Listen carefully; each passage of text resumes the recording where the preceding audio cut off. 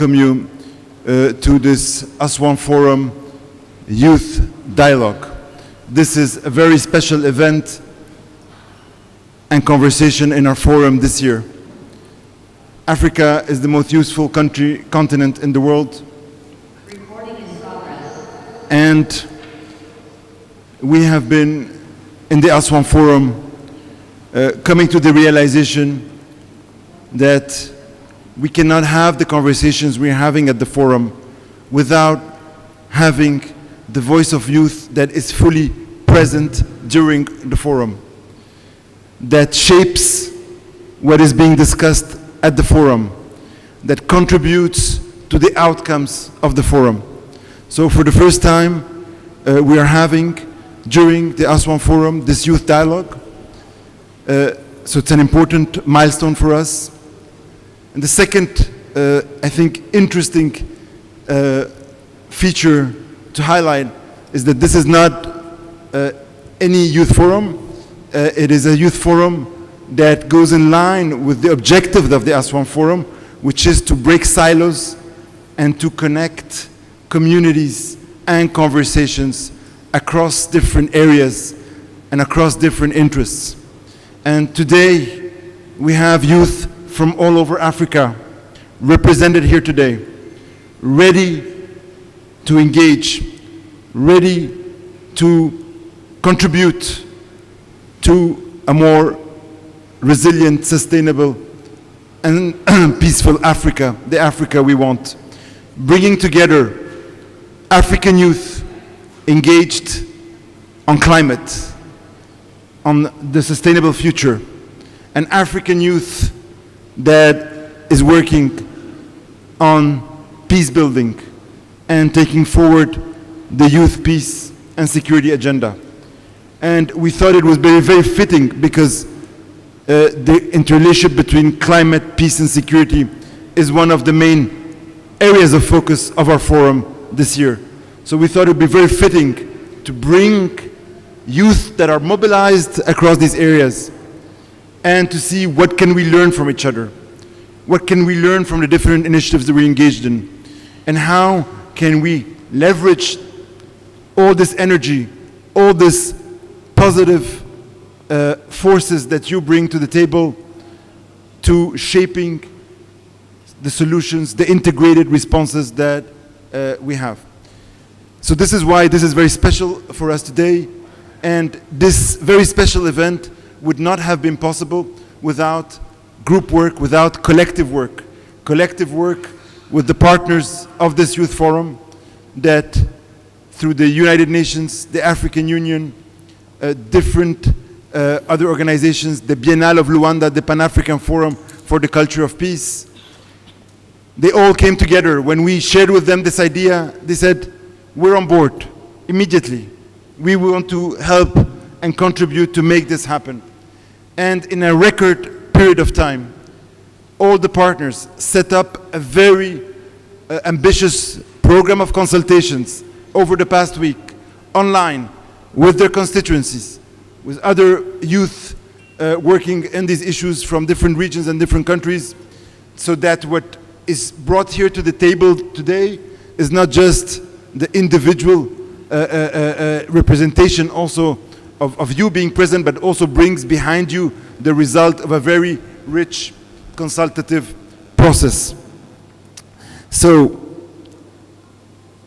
we have the opportunity here to make a difference and to send a message about how can we address and how can youth contribute to advance peace and security while also addressing climate change that, as we heard this morning, impacts our existence, impacts all of the efforts we're trying to do in these other areas.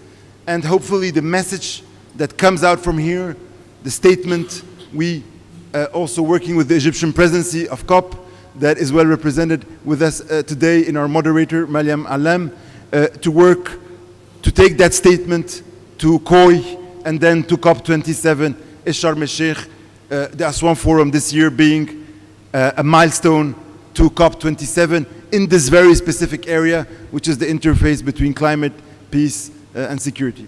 I will not be longer. I'm really extremely grateful to everybody that has made this happen. I know some of you traveled, and it had not easy journey to travel here also, given also still some of the challenges we face. So as a secretariat, in behalf of all my colleagues, we're extremely grateful.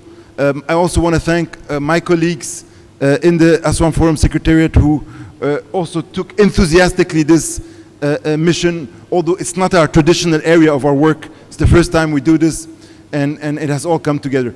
Thank you so much. I wish you very fruitful discussions, and I think I'll hand over to our moderator, Miriam Allam. Thank you.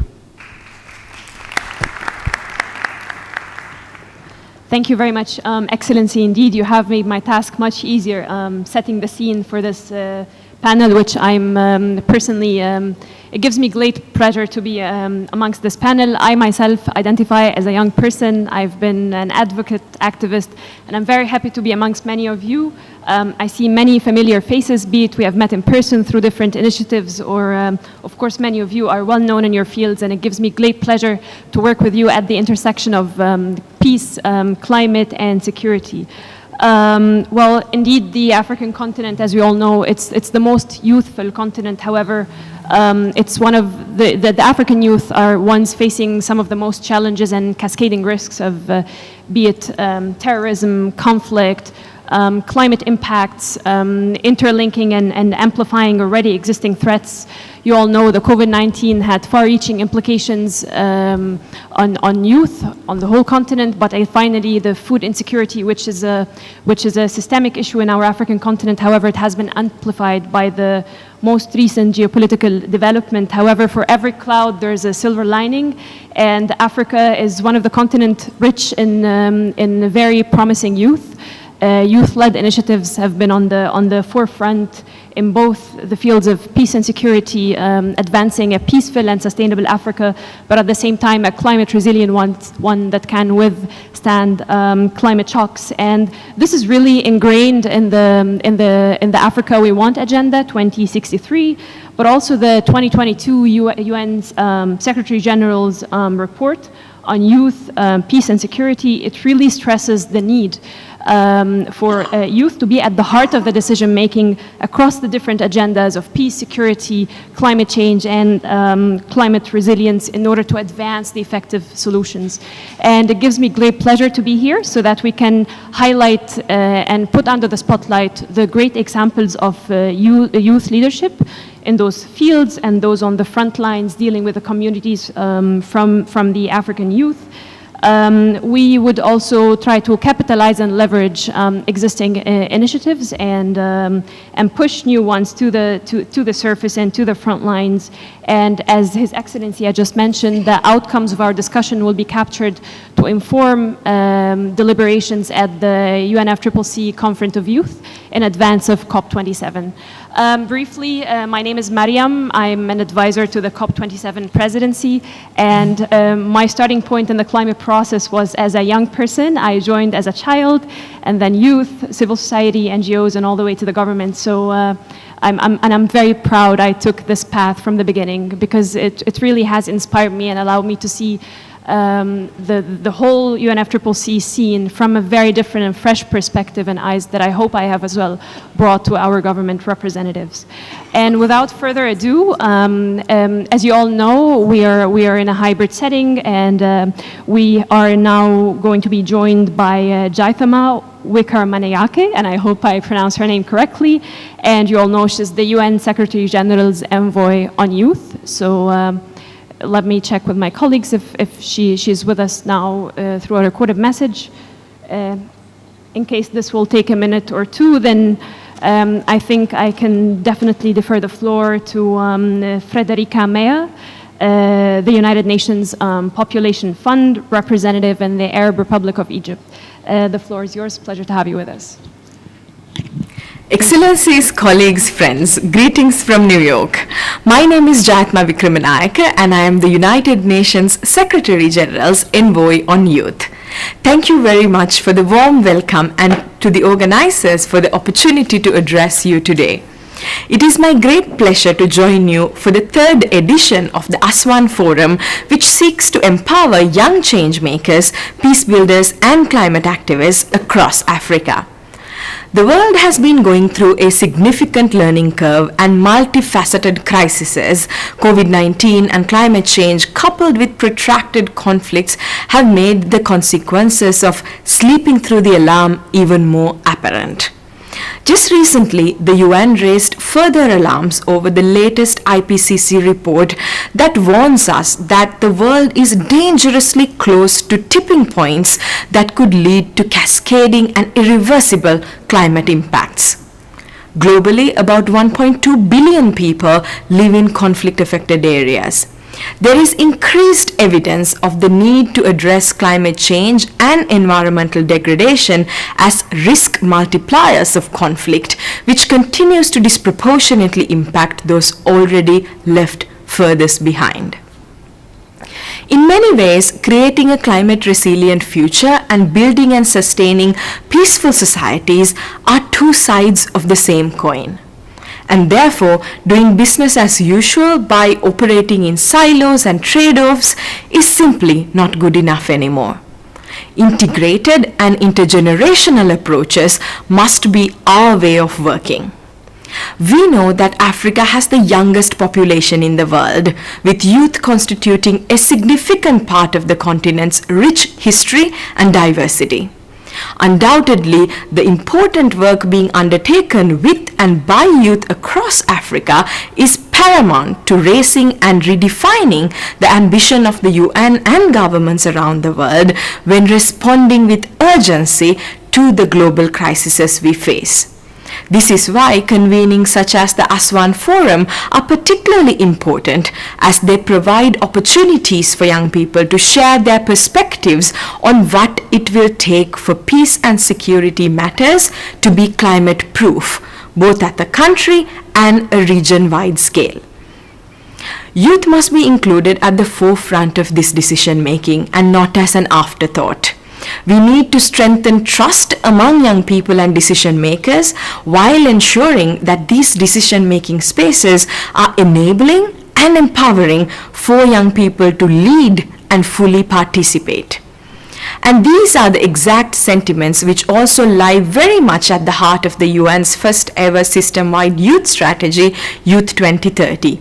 This strategy pushes for a world in which decision makers effectively and meaningfully respond to and invest in young people's needs and aspirations. Unless urgent actions are taken now, we will continue to remain off track to delivering on the vision of a better world laid out in the 2030 Agenda for Sustainable Development and the African Union's Agenda 2063. This is not a euphemism, nor an exaggeration. Therefore, as we listen to the real-life examples from young change makers across Africa and learn about the impact they are creating, I hope those joining this forum will also take this opportunity to seek multi-stakeholder collaboration opportunities with partners across institutions and across countries. Remember that the world needs young people's energy and imagination. It needs leadership that is driven by compassion, solidarity, and unity. Thank you.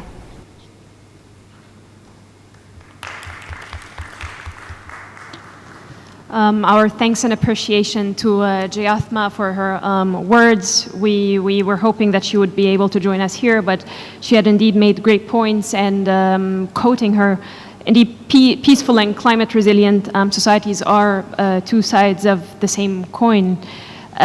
So thank you for that. And with that, we also have another video recorded message from Shidom Pema, and she is the African Union Youth Envoy. She's joining us next through... Your Excellencies, distinguished guests, I would like to acknowledge you on the Aswan Forum for Sustainable Peace and Development. Africa is a continent with the youngest population in the world, yet the continent's youth are confronted with a range of cascading risks and multiple crises such as armed conflict, terrorism, climate change, food insecurity, and the COVID-19 pandemic with their far-reaching impacts. Such crisis limits the socio-economic opportunities available for young people and their ability for a peaceful and climate-resilient future. I believe that it's important that we strengthen youth-led initiatives, which is key to realize the peaceful and secure Africa aspired by the Agenda 2063, the Africa that we want. The 2022 UN Secretary General Report on Youth Peace and Security also stresses the need to meaningfully engage young people in decision-making, peace processes, and in climate action in order to advance effective solutions.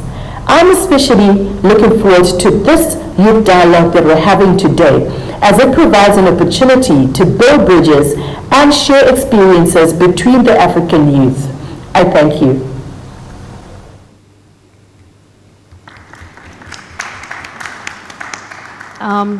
Many thanks to Shido for managing to join us through her video message. Indeed, dialogue is the way forward, and we encourage you to engage in a good exchange going forward in this session. And without further ado, I've been very eager to listen to Frederica Maya, the UNFPA representative in the Arab Republic of Egypt. Frederica, floor is yours. Thank you very much, Mariam.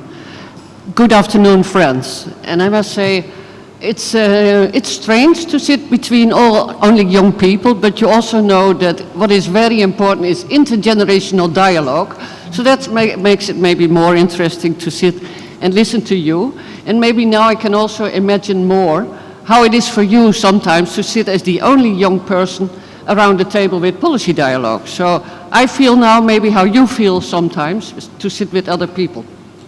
But before I continue, let me first congratulate Ambassador Abdel Latif and his team for organizing this very important youth dialogue. I think it's very important. It's the first time in the Aswan Forum we have such a youth dialogue. And also, it's the first time that we are combining youth, peace and security with climate change. And as you heard, I don't know whether you were all in the earlier sessions, but this is a very important combination because we see fragile states, of which many are in Africa, what we also heard. There's often an interlinkages between climate issues and youth, peace and security. And you know, the Aswan Forum comes at a time where we are facing unprecedented challenges on both climate change, conflict and food insecurity. And these are only a few which I like to mention. And today is a very important milestone in the roadmap to COP27. As you may know, COP27 is seen as a so-called African COP. But maybe we should also see it as a youth COP, because globally, 42% of the population is under the age of 25 years. But in Africa, 60% of the population is under the age of 25 years. Hence, if we want to achieve the Sustainable Development Goals and the Africa Agenda 2063, we cannot but to engage with young people and include young people's voices and visions in policy making, program development, data collecting, monitoring, evaluation in relation to the Sustainable Development Goals. Political leaders and decision makers are trying to navigate the way through the current challenging times, yet engaging young people to find solutions for their communities and for the world is the only way to be successful in the future. And in a way, that's why we are here today, to give policy advisors ideas from young people in the way forward. In 2015, the Youth, Peace and Security Council was propelled into the international scene, and that was the adoption of the Resolution 2025. It is the first resolution fully dedicated to the positive role of young people in the maintenance of peace and security. And the Security Council adopted 2 additional resolutions on YPS. It was the Resolution 2419 in 2018 and the Resolution 2535. Both expanded the agenda, highlighted the need to include young people in formal and informal peace and security efforts, and provided solid grounds for its operationalization. So why is it so important to link YPS and climate change, and what are the interlinkages?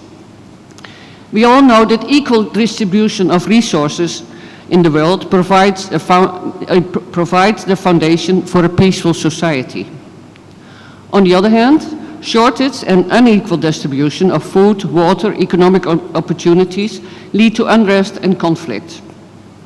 Aiming for equal distribution is key for development, creating and maintaining peace. We therefore need to invest in young people so that they are able to adapt to the situations, to be resilient in difficult circumstances they sometimes face, be it man-made or disasters, natural disasters. And as you know, climate change resilience is the ability to anticipate, prepare for, and respond to hazardous events, trends, and disturbances related to climate change. Improving climate resilience involves assessing how climate change will create new and alter current climate change-related risks and taking steps to better cope with these risks. And young people are not only the victims of climate change, they are also valuable contributors to climate action. They are agents of change, entrepreneurs and innovators. Whether through education, science or technology, young people are scaling up their efforts and using their skills to accelerate climate action. And to capitalize on the so-called demographic dividend, we need to invest in young people so that they develop their full potential and to create a prosperous Africa, a continent where young people want to live, to stay and not to leave. And this morning, I don't know whether you also heard, but there was an African youth survey released, and half of the African youth would like to leave. And I'm wondering whether this is the solution. Together we need to build an adaptive, resilient and inclusive society in which we leave no one behind. For this, young people are key in finding adaptive, innovative solutions to create a world we all want. How to do this? And I'm sure since you are all YPS ambassadors, I have a lot of issues here, but I have the feeling that I'm going to repeat what you already know. So I'm pretty sure you're all familiar with the report which was done with UNFPA and the PSBO, where we did 500 focus group discussions with young people around the world. And the report is named The Missing Piece, and it summarizes discussions on youth aspirations for peace and security. There were 4 points which were very important to address for young people. One is support youth visions of peace. The second point was create space for youth to engage in political processes, facilitate and support dignified livelihoods, and 4, support education and capacity building for peace. I'm sure all these 4 points are very familiar with all of you, and I would like to summarize 3 action points which I think are most important the governments and the UN should invest in. First and foremost, I think strengthen and reform educational systems so that they can play an instrumental role in local level climate adaptation and resilient building by helping young people to understand the sources of conflict as well as the impact of global warming. There is a need to create a space to learn to think independently, discuss prevailing harmful social norms and gender issues, and learn how to be resilient and to adapt to climate change, motivating young people to take action in their own societies. The second very important issue is that we need to create space. We need to create virtual and physical space. We need to create safe spaces where young people can discuss their doubts, their fears, etc., and jointly work on solutions. We see the popularity, for example, of hackathons, game jamming, etc., where I'm not so familiar with, but I'm sure you are all very familiar with. They create solutions for your own societies, and they see in an innovative way and in a way young people feel good about. And then the last thing is we need to promote more the use of art, music and sports. We all know when people laugh and smile, they learn better. Art provides us with the opportunity to express ourselves in less confrontational ways. It opens our minds and our hearts to find creative solutions. It helps us to bridge differences. So to conclude, now we are here I'm here to listen to you. And what are your ideas on the YPS and the CC agenda? And how the UN can support you better in bringing this agenda forward? So let me finalize with a core sentence of the UNFPA strategic plan. UNFPA wants to deliver a world where all people's potentials are fulfilled. I thank you all and looking forward to an engaging discussion and listen to your opinion and voices. And I remember one very important African saying, and the African saying is from Ethiopia. I don't know, is there anyone from Ethiopia here? No? It says, if many spider webs are woven together, they can even catch a lion. So I hope that together, with our webs, we can catch a lion. I thank you very much. Thank you very much, Frederica, for your very inspiring message. I keep many takeaways, but some of which are it's an African COP, it's an implementation COP, but most of all, it's a youth COP, as you have rightly said. Thank you very much for this message. And with that, we have Omneya Al-Omrani, and she's joining us virtually. Omneya is one of the pioneering Egyptian climate change advocates. And Omneya, you're with us now live.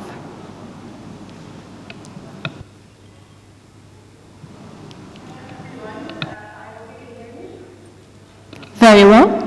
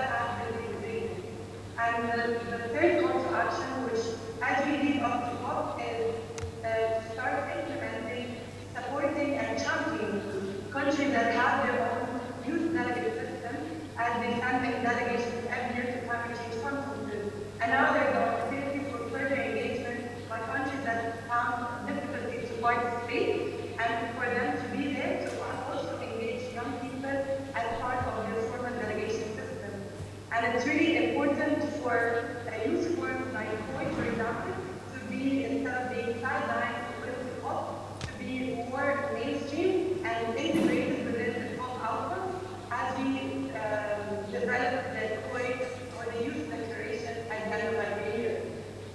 So finally, as part of the biggest demographic on Earth, I believe as young people and as a young person myself, it is not just my place, but it's my responsibility to use my trusted voice as well as the voice of young people to first of all reflect on our own carbon footprint and to lead by example in the transformative change that we need our community to have to build resilience, both the resilience of our planet, but also the resilience of our health, because they are now closely interlinked, and which brings the imperative of acting on climate change, as mentioned by the IPCC report this year.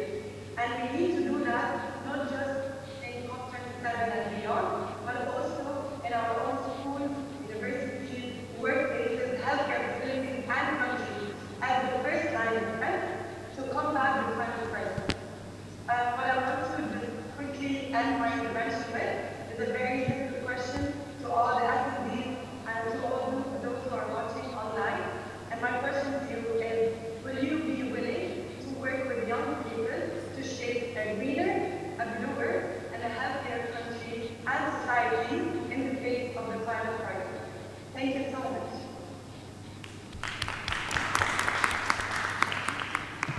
Thank you very much, Omneya, for your very passionate message, but as well as the call for action and the points that you have outlined going forward, and your question on the willingness to engage youth.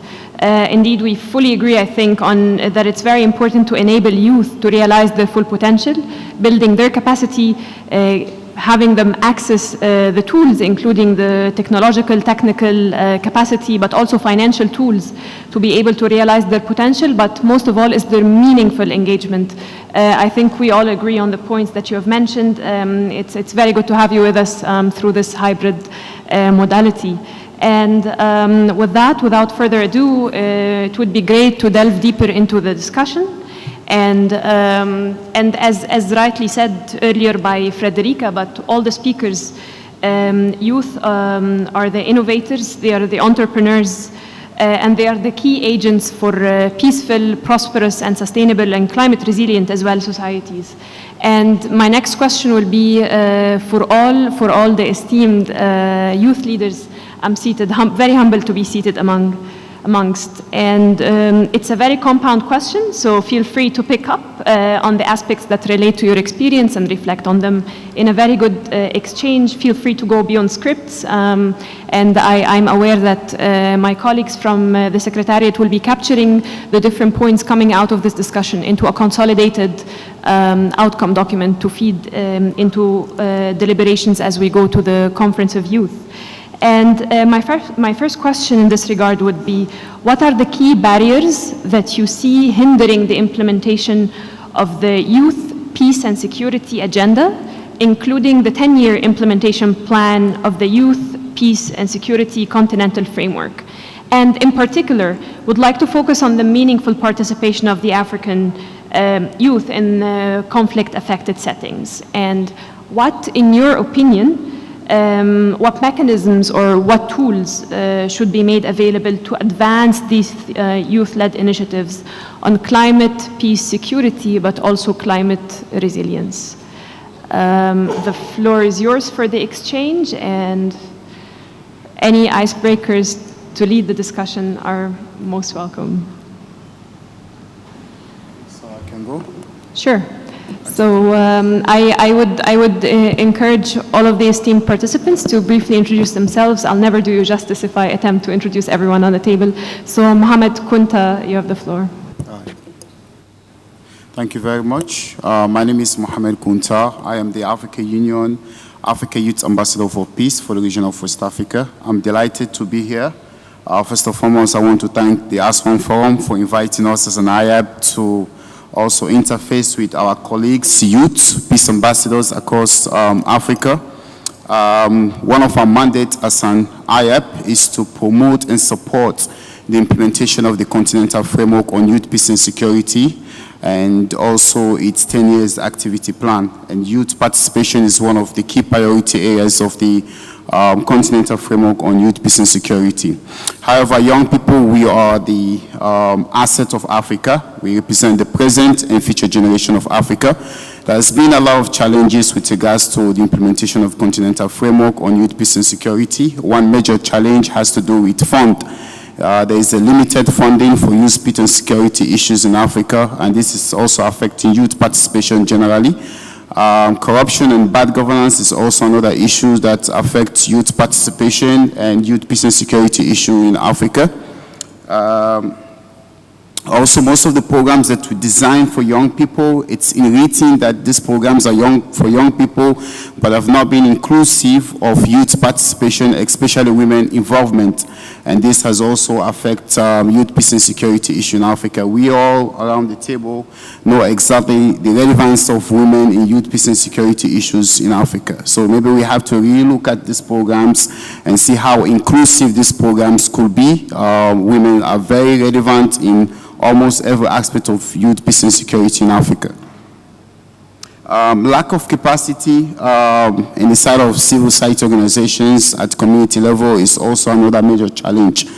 Most of the civil society or community-based organizations that deals with youth peace and security issues in Africa actually do lack the capacity to advance youth peace and security issues in Africa.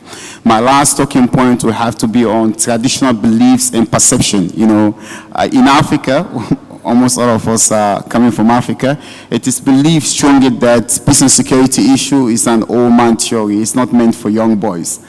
So this has also limited our participation in youth peace and security issues in Africa. Thank you.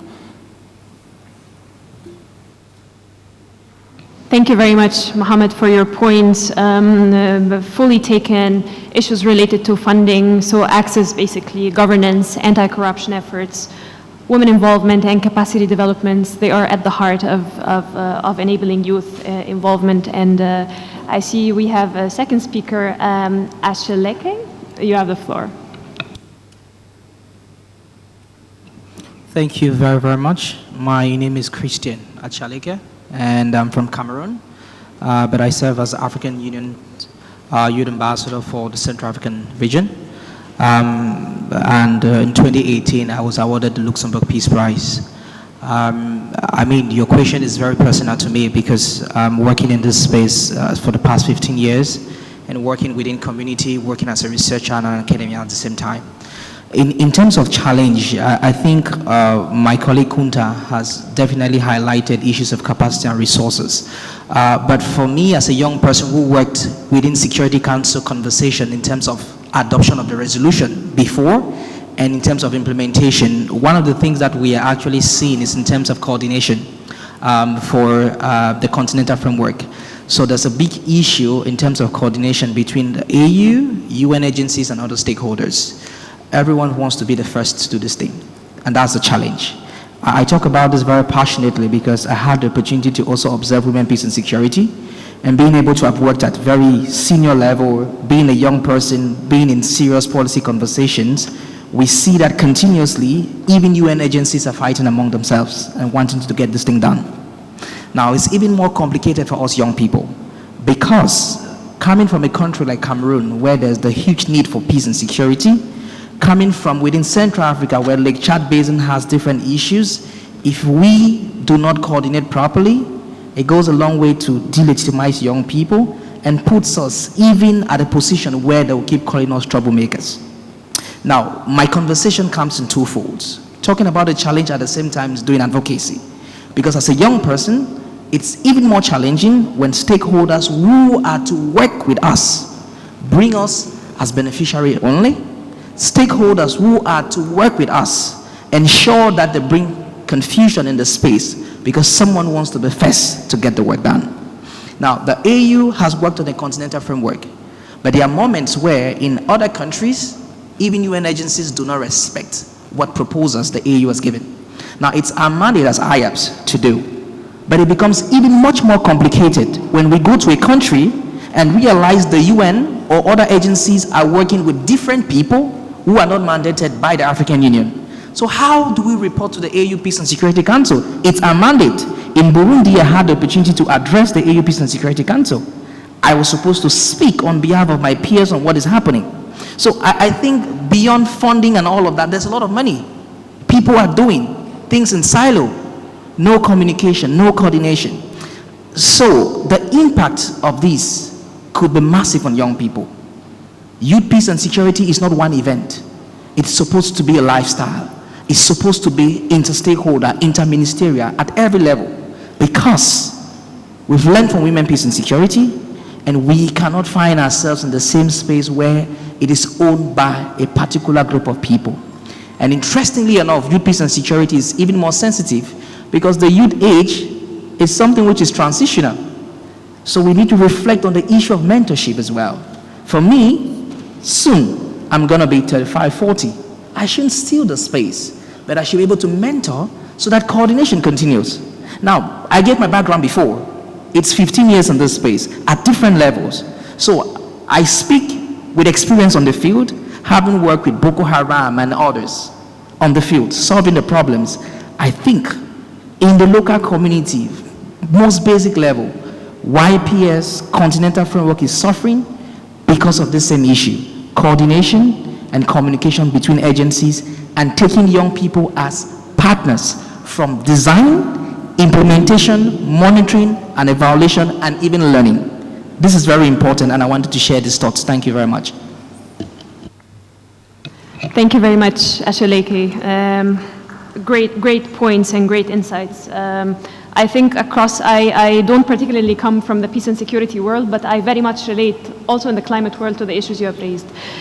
So transfer of capacity, retaining and transfer of capacity, interagency and multilateral coordination. And it's very important that we move beyond this siloed approach. If we want to achieve a transformation, then it has to come not through increments of work and not through these siloed approaches, but a transformational, programmatic one that takes youth as partners, not just as beneficiaries.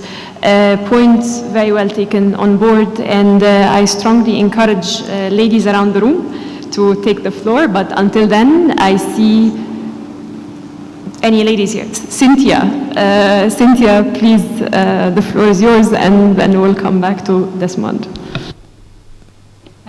Thank you very much, Miriam, and thank you to everybody who's spoken before me. One of the things that I wanted to do initially was to make this interactive. So hopefully you allow me to just have 2 minutes or so to engage with the participants. And the first thing I want us to do is, I want us to write 3 things that define us. So if you're a female, write I am female. If you're a man, write I'm a man. The second thing could be a nationality. The third thing could be African. So write 3 things that identify you, that you think these are the absolute things that identify you as a person. I can see members at the back are not participating, so please participate as well. Thank you. Great. I'm not going to ask you to share what the 3 things are, but if you've written the 3 things that identify you as a person, I want you to cancel 1 out and remain with 2 things that you think absolutely define you as a person. Have we all cancelled 1 out of the 3 items that define us? Great. Now I want you to cancel 1 and remain with 1 thing that defines you as a person. I can see Frederica is already smiling because it's a very difficult task. It's difficult to identify yourself by just 1 thing. You cannot just identify yourself as African because some might be affiliated to nationality. You cannot just identify yourself as female because you might be more aligned to identifying yourself as a human being more. And that's precisely what ethnic segregation feels like, or that's precisely what a lot of sentiments around hate speech are actually rooted on. So the next time you decide to discriminate against someone, I think you should remember that you're only defining them by 1 dimension of who they are. Now getting to, thank you so much for those who participated, and I hope it was insightful. Now getting to the question that we were asked, I think in terms of the implementation of the Continental Framework on Youth, Peace and Security, there are two challenges. The first being intrinsic. It is that young people need to own the framework. I was speaking at a seminar in Cape Town on social cohesion in Southern Africa, which is where I am from, and we sat on a panel and people were saying, oh, young people want quick results. Oh, you're a microwave generation. You're keyboard warriors. You only fight on Twitter. But we fought liberation war, which is a thing in where I'm from. Or we fought different wars, but you guys like to fight on your cell phones. And I sat down, and I was the only young person on that panel. And I said the only concern should be when young people stop caring and they actually don't fight at all. So I think that would be the greatest threat to the implementation of the Continental Framework, when we as young people don't take ownership of this framework and run with it and make it our own. And the second challenge, which is external, is not divorced from other issues that we're facing on the continent. Issues such as unemployment. It is difficult to sell the Continental Framework to Miriam if she's relocating to another place in 2 years. It is difficult to market this as something that is of our own and own it as youth of the continent if we don't feel included and if we feel excluded in other governmental processes. So I think those are the broader challenges that really threaten the implementation of the Continental Framework. Thank you very much.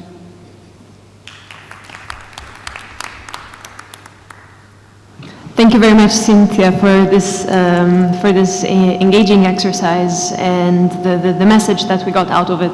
Again, your points on youth ownership going beyond just consultation, but I think it touches upon the point that Ashaleka has just mentioned, seeing youth as partners across the whole cycle of action, streamlining as well. I forgot to mention this point, streamlining the processes and youth ownership, of course, and the different variables related to employment and other socioeconomic aspects, very pertinent points. And Desmond, now I'm coming back to you, and please, the floor is yours. I doubt if there's still much to add after listening to them, because I mean, youth ownership, I think that's where I was going to start from. The fact is that where are we having the wars? And if you want to implement the solutions, where should you be looking at? Everything happens at the community level. I currently coordinate an African program which has 44 projects under it, and we have about 8 of these countries where the projects are having a lot of war, and it's more about fighting over land resources. Now, in this case, you know that the solution cannot come from meeting rooms, the solution cannot come from high-level dialogues. No, it has to come from the grassroots, where you need to engineer solutions for people to address the same young people that have been cut away from the main and pushed to face reality and their own destinies by themselves. So climate change comes into play. Most of the conflicts that we have today, I would say that the biggest or the commonest tool, it's actually the young person holding the gun and not the gun. And why is it so? It's because most of these young people have been rendered maybe not useful, because their only source of livelihood was mainly agriculture. Now, losing your valuable land, it gives you something else, and that something else is it's going to the field to fight the next community for the only land that is left. But even if we continue in this tangent, that land will also be lost in the next couple of years. So I think that when it comes to actually trying to implement sustainable and scalable solutions as far as peace and security is concerned, we need to democratize the solution and allow communities to take ownership.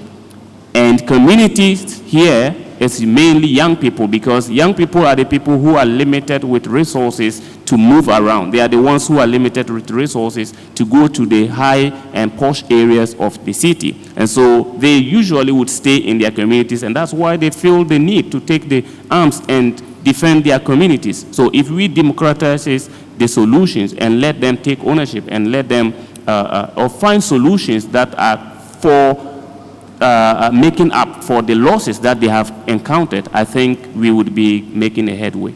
Thank you. Thank you very much, Desmond, for making this very good case. Indeed, you've raised an important point as well of the intergenerational equity, probably without saying the word, but community ownership starting from the grassroots level up and youth ownerships of these are key to any sustainable and peaceful solutions. And with that, thank you very much. So realizing as well that we might have online participants, so maybe colleagues from the Secretariat can alert us if there are any virtual hands. And from the floor, I see Khulud, and we'll come back to Ashaliki. Khulud, the floor is yours. Thank you very much. My name is Khouloud Baroudi. I'm from Tunisia. I'm the African Union Youth Ambassador for Peace, representing the North African region. We have mentioned earlier the different barriers and the challenges that we encounter as youth in Africa. And to me, I would like to go through briefly one of the most sensitive issues that African youth are facing today, which is the issue of migration. If we'd like to start from seeing the issue from the outside, we are more tendent to see it from the outside and to look directly to the opportunities without looking through the drivers of these migratory flows, and which amongst them is the issue of climate change and the climate instability. When we talk about climate instability, we are talking also about climate insecurity. So there is a direct link between climate security, migration, and climate change. And which is definitely also a secondary effect on the migrants' countries of origin, because if the people of those countries are migrating, then we are touching the economic growth, we are touching the well-being and stability, the productivity, and so many other aspects for youth well-being. In this regard, I would like to say that the issue of migration doesn't stop only in Africa, but it's extending globally. And it's becoming something that is very fragile to the youth today. And we are trying to see in the face of the challenges that youth are facing, like violent extremism, the terrorism, and now COVID-19, and to what extent we are actually considering finding solutions to these challenges. So before we start to look to the opportunities, I think we start by the root causes and why these issues have come, and instead providing maybe more opportunities for capacity building, more opportunities for dialogue, just like Frederica mentioned earlier, in intergenerational spaces for dialogues, which may be also an opportunity for youth to express their visions and to share broadly what they are capable in terms of potential. I would like here to refer to what my colleague Christian mentioned earlier about the Burundi mission, where we produced the Bujumbura Declaration, which is an outcome that we, the AYAPS, are proud of, and which touches the 5 pillars of the Continental Framework on Youth, Peace and Security. And each one of us definitely tackled one of the 5 pillars. For myself, I took the pillar of prevention. And why these are important? Because we were on the spot. We managed to make a national dialogue with Burundian youth, where we were able to reflect together and to have this thought-sharing process, and we managed to produce something that is now delivered to key stakeholders and decision makers. I would also like to refer to the Peace and Security Communiqué on Youth, Peace and Security, where I highlighted that it's imperative to encourage stakeholders to recognize the nexus between migration, peace and security, and that it must be studied empirically with a view to propose actionable policies to safeguard youth from the adverse impacts of climate change, migration, and now the underlying factors that it's COVID-19, without definitely forgetting the role of women and young girls in peace building as the at the front side of peace building. With that being said, I would like to call again all stakeholders and decision makers to please engage with us. Please have our voices heard. Please invite us and give us a seat at the table, because it's not us that are the futures of tomorrow. We are worried about today before thinking of tomorrow. Thank you very much. Thank you very much, Khulud, for all the points you've raised, but definitely the issue around the root causes, addressing the root causes of the drivers of vulnerability. You spoke to the nexus of climate security, climate change, and migration, as well as women engagement, among other things, and these will be taken in the outcome document. I'm looking around the table, seeing if there's any interest in taking the floor, and I see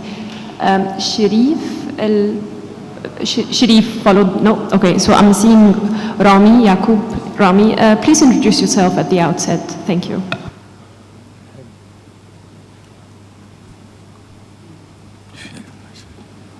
Thank you so much, Mariam. Your Excellencies, ladies and gentlemen, my dear friends and colleagues, good afternoon. To our online participants, good afternoon from Egypt. What a lovely lot you are. I'm very glad to be with you today. We've spoken about the numbers, how 2/3 of the continent are youth, the risks, the opportunities. But allow me to dive in what to actually do to empower African youth. I'll speak about 3 points. Number one is going to be more of an alarm, and it's tokenism and collectivism. We want to avoid that. And let me take the opportunity to thank Aswan Forum, because I believe that this is a very good example of meaningful youth inclusion. Tokenism and collectivism are starting to show more and more as the topic of youth inclusion is getting more trendy. So we want to avoid that. That's number one. Number 2 and 3 are 2 things that I humbly believe are things that need to be taken into consideration in the nexus between climate and peace building. Number 1 is capacity building. I still believe there is a lack of enough capacity building programs for youth. If I want a young woman or man to actually be ready to participate in decision making, I need to start building their capacities from now. I urge nations, I urge organizations to increase the capacity building initiatives starting right now for more youth to actually take a step forward. Number 2 is policy making for youth.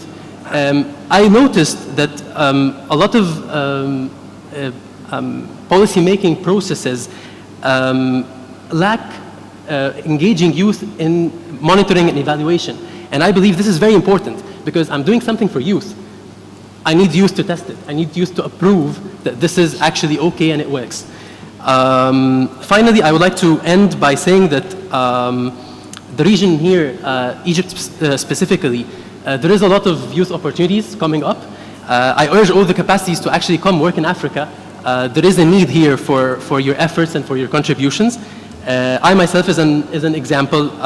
I studied in the UK, in the University of Manchester, and I then moved to Harvard for a certificate in sustainable business strategy from Harvard Business School.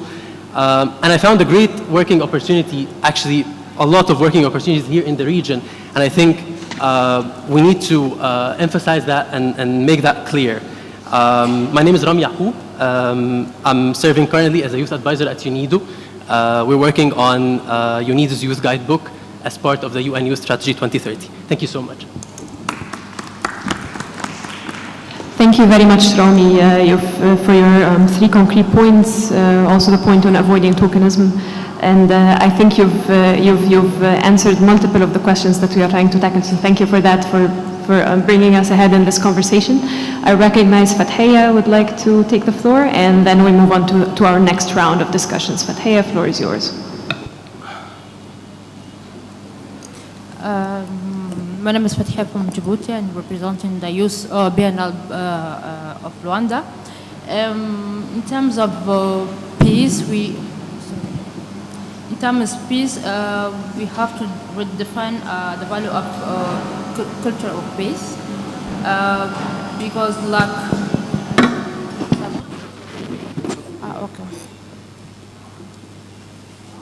So through education about culture of peace, value, and especially like in 2 points. 1 point like people from first, and we use to redefine the peace culture. We have every person understand about the value of peace. But before we redefine this, I know that the empty stomach never listen you about talking about peace.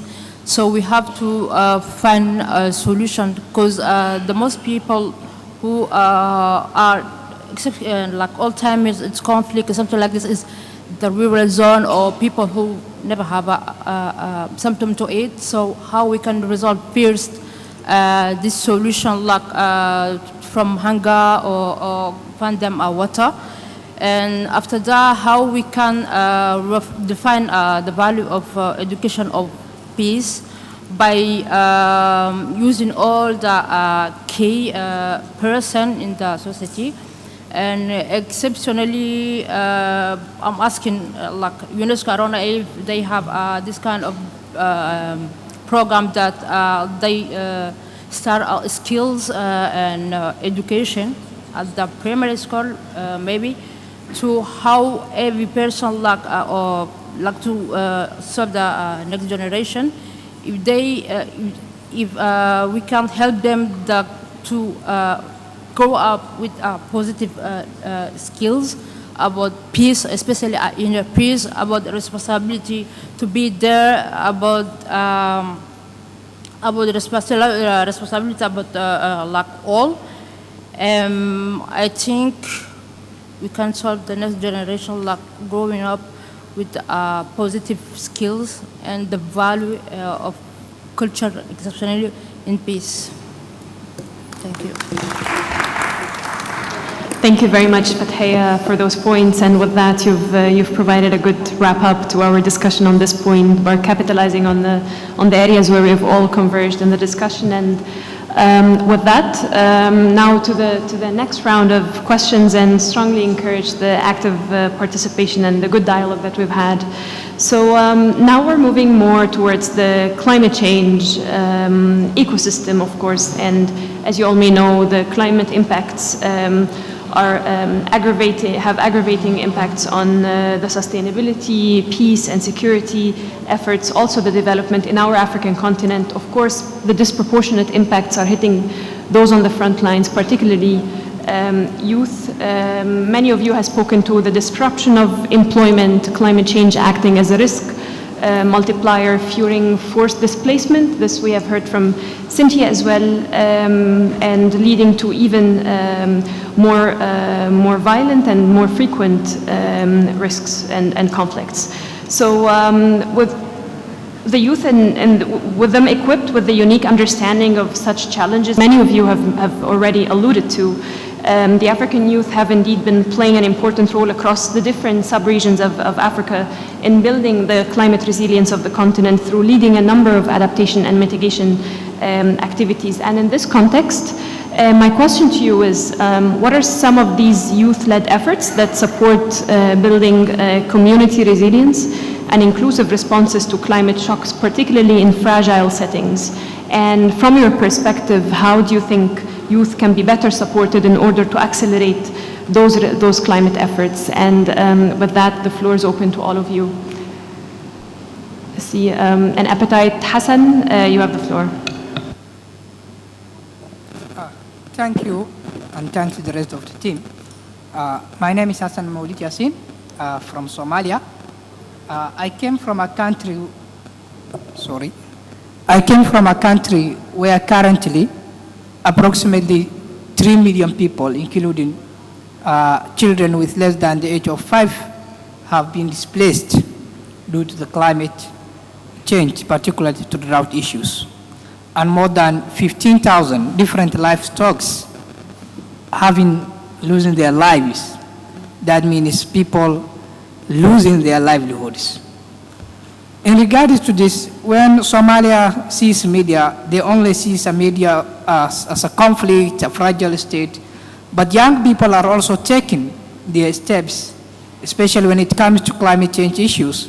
For the past 5 years, young people were the front lines in addressing climate change issues.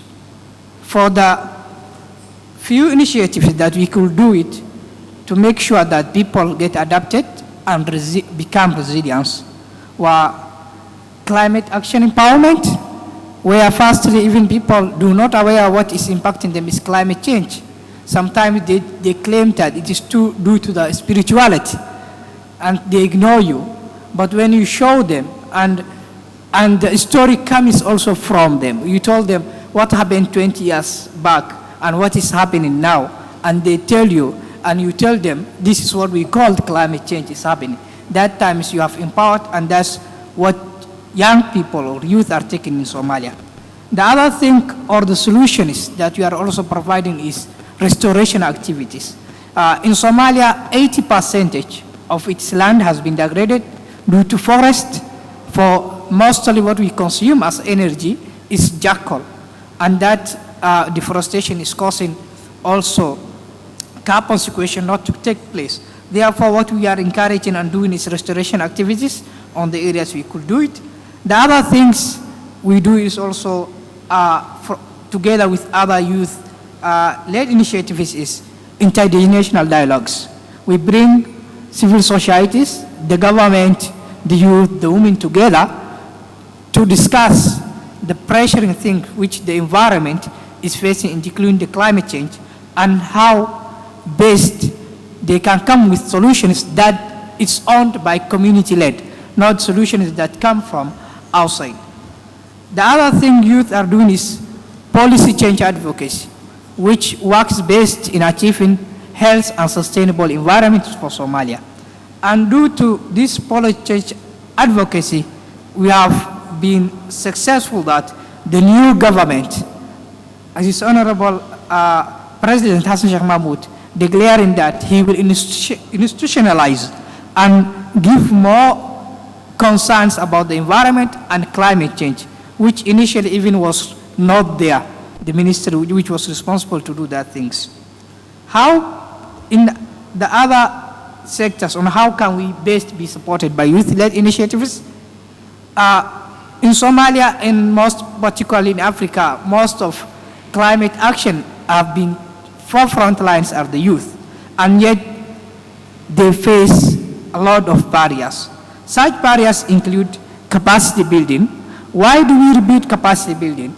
Because mostly when you approach to other donors, organizations, especially INGOs, they will ask you, do you have this capacity so and so and so, including when I say capacity building, I like to clarify that the capacity that we are talking about is about, do we have leadership development?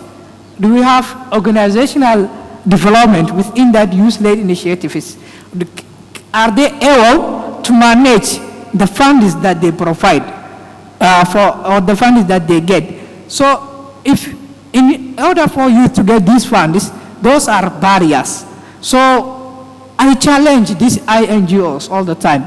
Then if you cannot build our capacity, and of course that's one of your duties as INGOs or UN agencies, to build the capacity of local civil society-led organizations. All the time then you complain that CSOs do not have the capacity, then who will come and build our capacities? True. So that's we need our capacities to be built. We need to partner with you, to learn with you, to take your steps so that when you are not there, already the civil societies have taken, they have gotten strong and they are implementing the projects themselves. Thank you very much for your very good points. I've taken one note of them. I'm sorry to cut you in the interest of time, just to give others a chance to come in. But I've well taken note of the youth efforts, first in addressing climate displacement, efforts related to restoration, multi-stakeholder approaches, to have more community-led solutions. And thank you very much for these points. In a particular order that has been conveyed to me, I would like to give the floor to Mustafa and then come back to Amina and those who haven't spoken before, and then I'll come back to you. Thank you very much, Mustafa. You have the floor. Thanks for you. Very happy to be here with this amazing African youth, which here now in Egypt, and this attendee. We have here Dr. Abdullah Al-Bati. She's the Assistant Minister for Youth and Sport, and attending this session. I want to mention some of our steps to ensure strong youth participation in COI17 and COP27.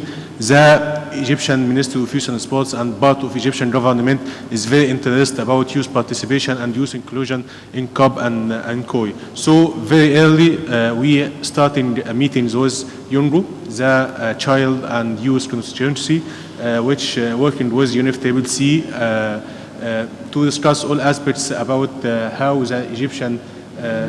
Egypt will host the COI17 and to have a proposal or their ideas about how COP27 will including youth participation. So we hosted many of events here in Cairo, and we invited the focal point for YONGO to come to Egypt and talk in coordination with Ministry of Environment and Ministry of Foreign Affairs to talk with them. Also, we organized many of events with participation from young and youth from 38 countries from Africa and Arab world.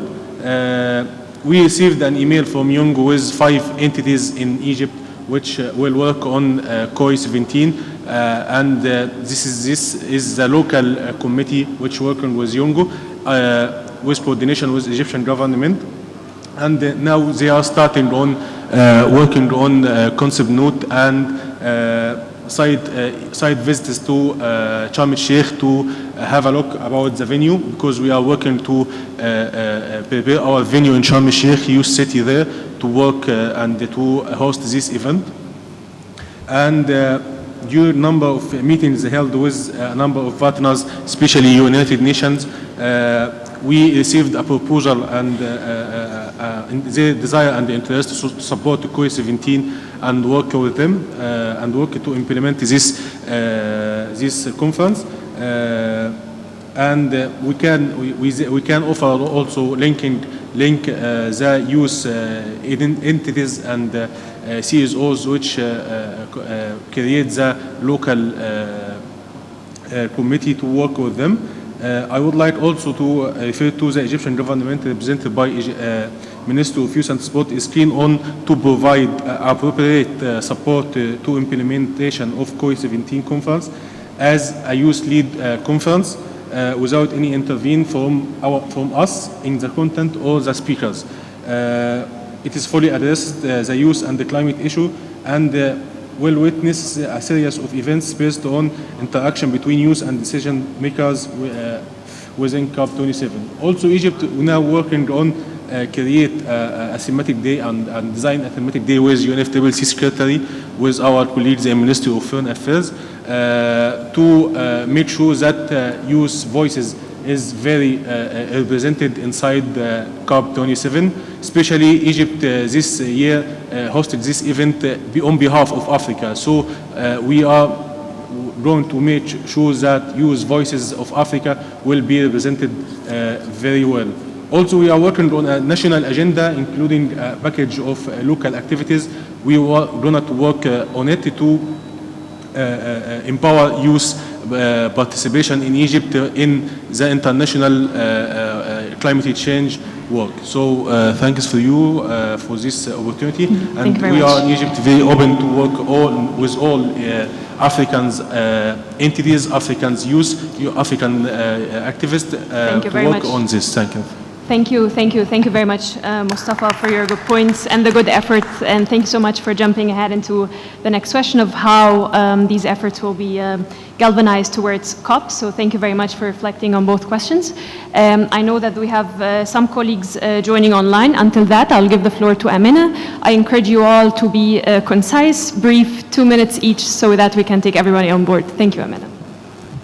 Hello. My name is Amina. I'm from Egypt, and I'm an environmental justice researcher. I'm currently studying the social anthropology of environmental and humanitarian crisis. So basically, to sum up, I'm a social researcher who worships interdisciplinarity. So it is very nice to sit here and talk about peace making while we talk about climate change, because that's kind of what we need to be doing is look at things in the bigger picture. I started taking notes of what other colleagues were saying to reiterate, and then I realized I'm going to reiterate everything, so I just want to say everything that everyone's already said. I'd like to second that. So talking about specifically solutions for youth and their engagement in climate change and so on, I'd like to highlight just one solution that I personally believe can absolutely go miles in solving a lot of our problems, which is decentralization. We have that issue in so many countries in Africa where so many of the services and opportunities are centralized. And that means that when we talk capacity building, we're actually talking about a completely varied spectrum of capacity building that needs to happen across the board for everyone in the continent. However, what we can do is use what we already have and take it other places where they haven't gone. When we talk about, for example, migration, which a lot of people have mentioned, a big part of migration comes from the fact that the services and opportunities are again in Cairo. And you know, I'm Egyptian. I was born in Cairo. I lived in Cairo my entire life. Going to the UK and living in a city other than London, when someone told me you need to London to apply for a visa, I was shocked. Because I'm not used to that. I'm used to being in Cairo, where everything is just around the corner. I'm used to being in Cairo, where I can take a taxi and go talk to anyone I want about anything I want. And that is not the case for so many people around Africa. And I think that decentralization is such, I don't want to be the person who says this is the magic solution, but it kind of is.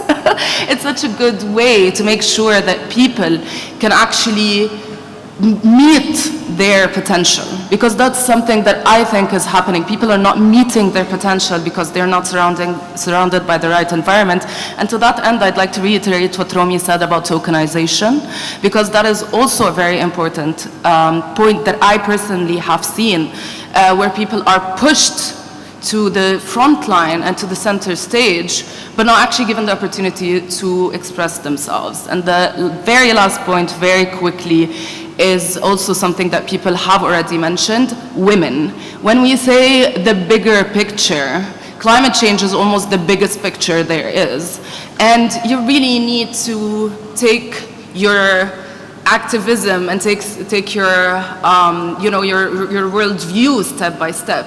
Now, for a woman, and we've just seen a very sad incident happen in Egypt yesterday, where the victim was clearly a woman that was being targeted for being a woman.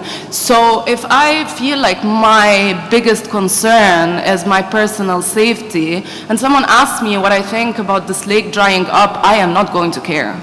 And as long as women in Egypt and in many places in Africa feel like their security, not their social security, not their economic security, their life is threatened in so many ways, they're not going to be able to contribute to the conversation. The conversation is always going to be missing the feminist angle and the women angle and the gender angle, because people have other things to worry about. So I would like to encourage everyone to include women and youth in a much more attentive way, because we often ask people to listen, but we listen to them in a very critical ear. And when we do that, we miss so much, because we're waiting to hear what we want to hear, and when we don't, we get very upset.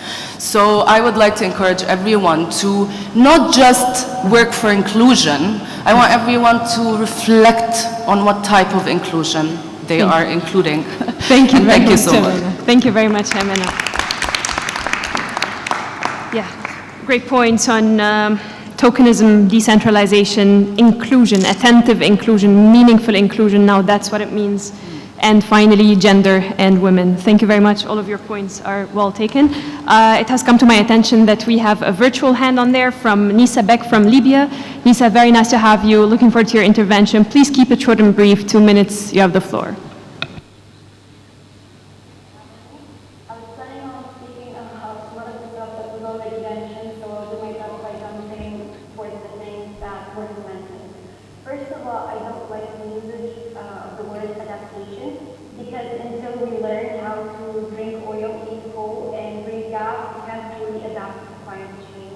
But I do believe in the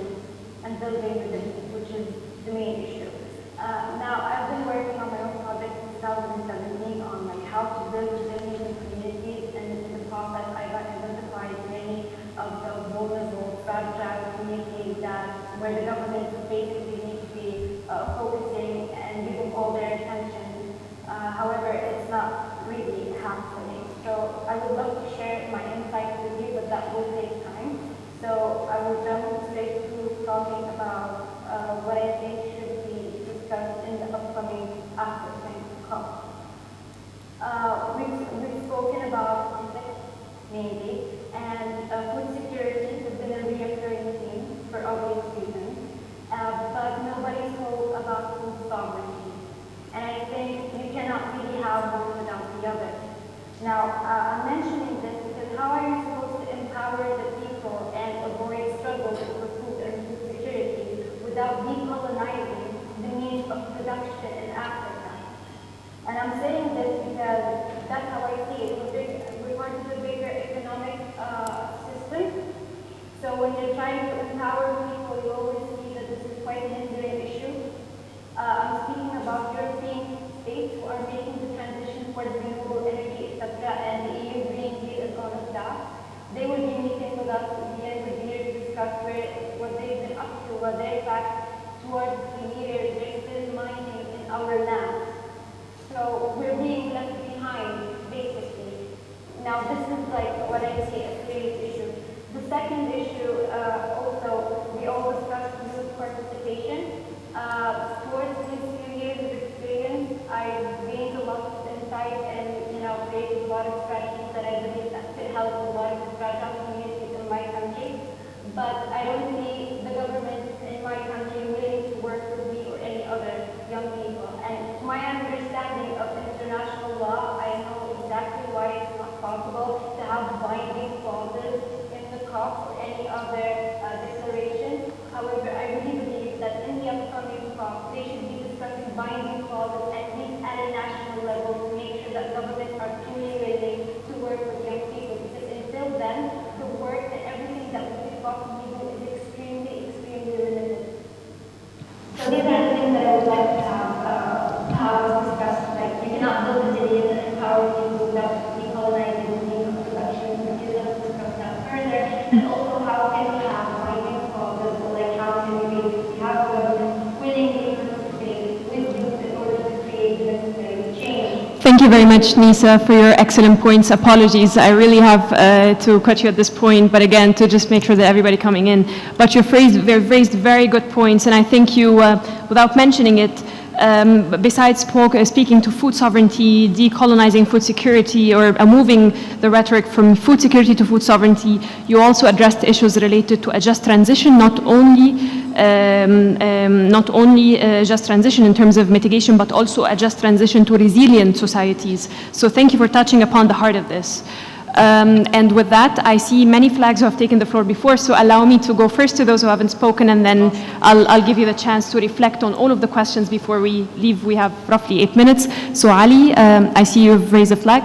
You have the floor. Please, 2 minutes, shorter if you can. Thanks. مساء الخير، شكرا جدا ليكي على الإدارة الجيدة جدا لهذه الجلسة. لن أطيل. شكرا لإدارة المنتدى أيضا لدعوتي. أنا اسمي حسن غزالي وناشط في الشباب في مجالات الشباب، بان افريكانيست وايضا انثروبولوجيست.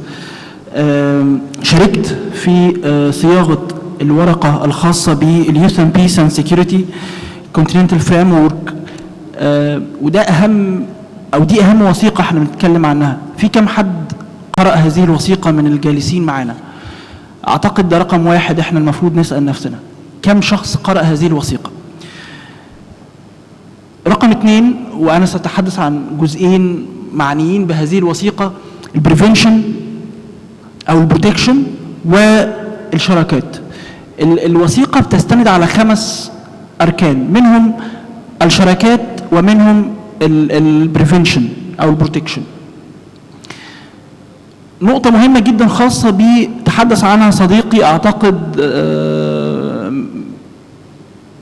من الكاميرون، فكرة الاستحقاق. من يستحق أن يتم تمكينه؟ ده شيء مهم جدا. الهياكل التي ترشح الشباب هل تقوم بترشيح من يستحق ولا لا؟ دي نقطة مهمة جدا، وأنا أعتقد هذه النقطة هي التي تشكل الفجوة أو الجاب الخاص بتنفيذ التوصيات التي تخرج عن هذه المؤتمرات.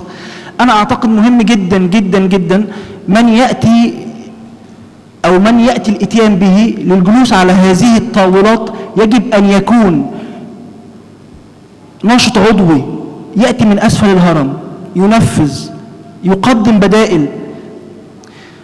دي النقطة الأولى. النقطة الثانية وده نموذج للعمل، البارتنرشيب أو الشراكات. في هذه الدائرة يوجد 2 فتحية وفتحي، الصومال ومن جيبوتي، هم كانوا موجودين معنا في إحدى البرامج التي تقدمها وزارة الشباب والرياضة. مهم جدا نقل التجارب الناجحة. أخي من الصومال حسن وهو صديقي أيضا تحدث عن كيف يمكن بناء قدرات. أنا أعتقد مصر نموذج جيد لإعطاء أو لنقل التجربة المصرية في بناء المؤسسات. لا يمكن أن يكون هناك أي سلام مستدام أو حقيقي أو راسخ بدون مؤسسات، سواء كانت مؤسسات تنموية أو مؤسسات أمنية. آخر حاجة لنموذج استطعنا أن ننفذه عندما كنت أمثل شمال إفريقيا في اتحاد الشباب الإفريقي، أننا استطعنا أو أرغمنا الاتحاد الإفريقي على مستوى القمة بتمرير منصب ليوسين فوي. بس ده بس كنموذج. شكرا، أنا آسف للإطالة، وشكرا جدا ليك يا مريم، بحييكي على إدارة الجلسة باحترافية. ألف شكر علي، شكرا على النقاط اللي أثرتها. 3 نقاط. Thank you very much for your excellent points.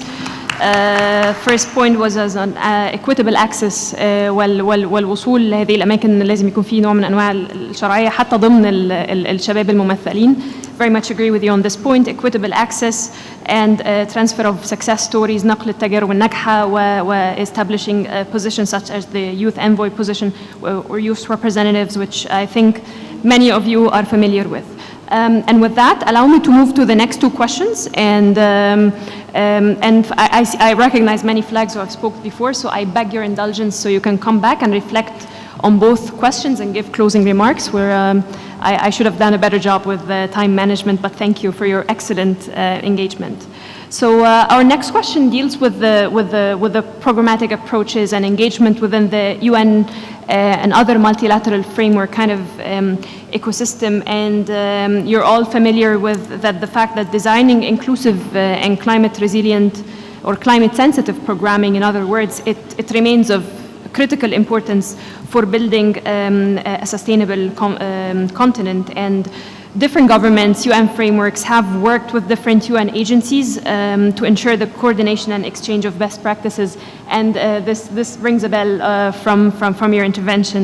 So from your practical experience, capitalizing on what we have already heard from some of you as young beneficiaries, and I know that you might have some reservations on the word beneficiaries, what are some lessons learned from this climate sensitive initiatives aiming to enhance health, education, food and livelihood security in the landscape of these interconnected and interconnected and cascading crises? And how can we better ensure that these initiatives address the specific needs and priorities of youth from the early phases to programming? Again, I think you've touched upon this question earlier. It seems that you have had a look at all of the questions before coming here.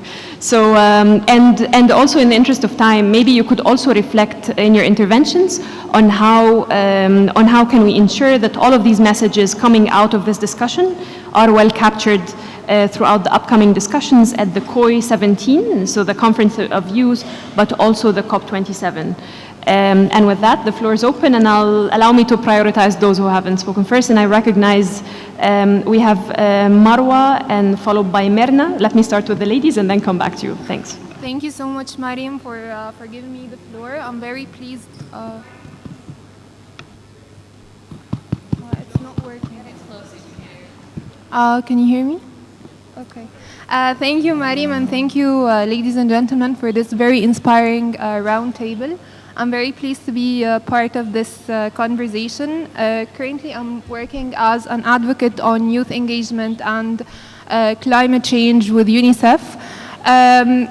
I'm very pleased that this conversation is starting to move from where we stand and what kind of challenges that we're facing as youth to what we can actually do and what are the capabilities that we have as young people in the region and the kind of support that we're requesting all the audience here and all the governments and all the different stakeholders to give us in order to be or to maintain our role as the agents of change in different agendas and strategies that we're currently working towards. So as a young person myself, I was very lucky to be involved in many youth-led initiatives and activities in working towards resilience and climate action. And I'm not going to take the time to prove on how important youth capacity building is important because it has already been mentioned by my colleagues on this table. But what I can say, or a very quick example that I'd like to share with the audience here is an initiative that I personally worked on where we trained 50 youth trainers, or it was a training for trainers for young people in Asia in order to prepare them on the best practices in disaster risk reduction. And I believe that replicating such a model in Africa by customizing the content to be more suitable to the special nature of our continent and the complexity of hazards that we have, from desertification, heat waves, and other very intense hazards that we're currently having is important if we're trying to build youth capacities in the region. And just I'd like to add one very comment or note building upon what Dr. Ghada Wali mentioned in the opening session on the importance of also educating children on the climate crisis, people under the age of 18. I believe that we also need to educate these young children under the age of 18 on what to do in cases of emergency, because I believe that they are from the most vulnerable groups in these times of disasters. I'd like to lastly share one very quick piece of statistics based on the latest research that was conducted by UNICEF. Only about 40% of the countries that have recently published their NDCs involve young people in the planning of these NDCs, and this has resulted in only 34% of these NDCs to be child sensitive. So I believe that we have a gap here that we need to fill by preparing strong calibers that can be part of the decision-making discussion. Thank you. Thank you, thank you. Thank you very much, Marwa, for your points, and thank you for bringing to our attention only 50 NDCs of all NDCs published have involved youth. This I take away professionally, but also through this discussion. And I'm aware that one of our panelists is about to leave, so allow me to skip ahead and give him the floor. Sharif, you have the floor. I strongly encourage you to be as precise as you can. 2 minutes, please. Thanks. Thank you very much, Mariam. And I'd like also to thank the organizers for inviting us to take part in this edition of Aswan Forum. My name is Sharif Rifai, and I'm the founder of Green Nation Initiative. I'm also a master's student at Peking University of China, and I'm here to represent the youth advocacy program in support of UNICEF. Actually, I have been studying the issue of climate migration in Africa for the last 2 years, especially while doing my graduation project in Cairo University, and currently at the topic of my master thesis at Peking University. And actually, the climate migration crisis is a real threat to the African continent, as the latest IPCC report mentioned that by 2030, half of the African population is expected to be displaced because of climate change. And a large number of them will be youth and the children, which will affect negatively their lives, livelihood, education, health, and many others. So I guess it will increase the number of clashes and conflicts in the African continent. One of the latest UNICEF reports mentioned that 8 out of 33 high climate risk countries are now facing climate displacement. So I guess we have to take an action.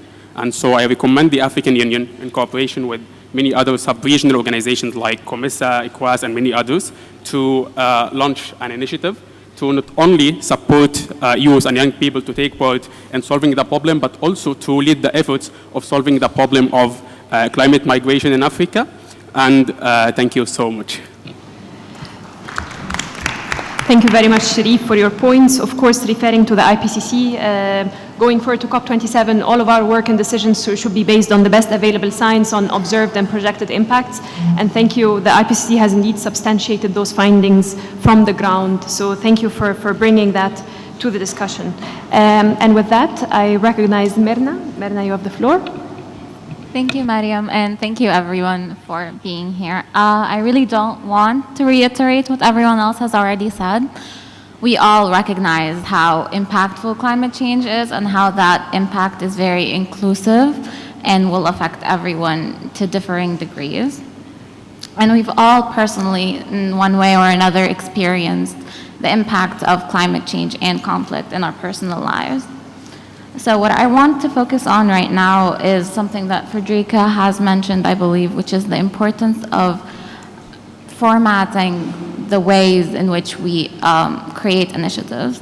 I think it's very important for the initiatives created to be, first of all, to have youth be in the, to have youth involved from the get-go.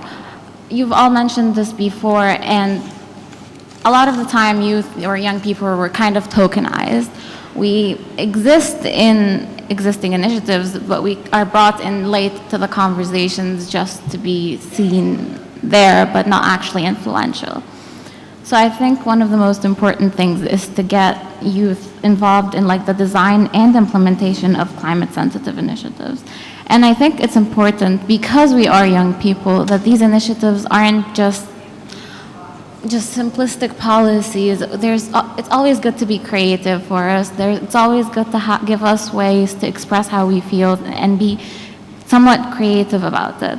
UNFPA Egypt does this initiative, right? And it's edutainment, and it utilizes art as a tool to engage young people and increase awareness on issues like climate change, reproductive health, and gender issues like gender-based violence. The performances are often inclusive in that they're youth-led and also women-led, like Amina mentioned. And they kind of work to raise awareness, but also to transform women away from their normative position as victims into a more positive position of power and influence. And because it's art, people enjoy it, they take it in, it has a long-lasting impact, and also it's digestible. It's fun, digestible, and meaningful. Thank you very much, Min. I encourage you to wrap up. And basically, just the lessons learned that I wanted to share was the importance of, like I said, youth engagement in the design and implementation, because that brings in youth issues, and making sure that the initiative or the action is impactful so it's sustainable, and just including climate change trackers and mainstreaming climate change in all initiatives, just so we know that the change is actually real and inclusive. Excellent. Thank you very much for those points. Very well taken. So, colleagues, I've been told that we have roughly 7 minutes that we'll be kicked out of the room. I bear it on myself, on my time management skills, so really 1 minute each so we can get out. Thank you very much. I recognize Muhammad Isa, followed by Fathi. Yes, I will be super fast, I hope. So, yeah, in terms of the initiatives, I wanted to speak about an initiative that has been developed by WHO, which is the Healthy Cities Initiative. Such initiatives focus on clean and safe physical environment of high quality, an ecosystem that is stable and sustainable on the long term, a culture in which there is strong and mutually supportive community, and of course the engagement of the citizens and being able to control the decisions that affect their lives, health, and well-being. Such initiatives should be on our front line when we get to work on climate change, when we get to address these crises that are affecting our everyday lives. And from there, I identified 2 lessons learned, which is very important. First of all, importance of focusing on the intersection of climate change and health with all the other sectors. Finance, agriculture, energy, everything is very much linked, and it's very much important to understand all of these to be able to contribute in a more evidence-based manner when we get to work on the climate crisis, and still be able to give the people the right to health and the right to healthy environment. In addition, we need to focus on not just the engagement of youth, which is very, very much important, but the meaningful engagement of everyone. Health and climate change is not in a vacuum. Everyone must be involved because this is a crisis that is affecting everyone as well. So youth must be involved, children must be involved, older populations must be involved, vulnerable and marginalized groups need to be involved. Everyone must be part together with the private sector, civil society and other key stakeholders in order to ensure that inclusivity is a value and a principle that's guiding our work towards addressing the climate crisis. I hope I was brief. Thank you. Thank you so much, Muhammad. You get the prize for the most concise points. But again, thank you so much for those issues. The inextricable link between climate change and health, and a whole of a society, but also a whole of a stakeholder approach. Inclusivity is key. Thank you very much for this. And then I have the lady in blue. Please, apologies, I don't see your placard. Please introduce yourself.